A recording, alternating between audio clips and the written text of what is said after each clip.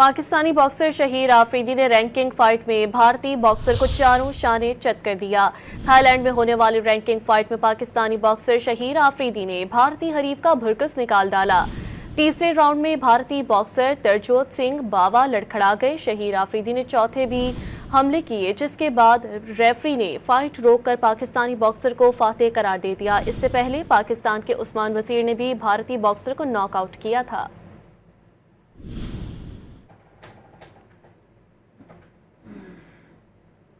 Pakistani boxer Shaheer Afridi ने ranking fight में भारतीय बॉक्सर को चारों शाने चत कर दिया।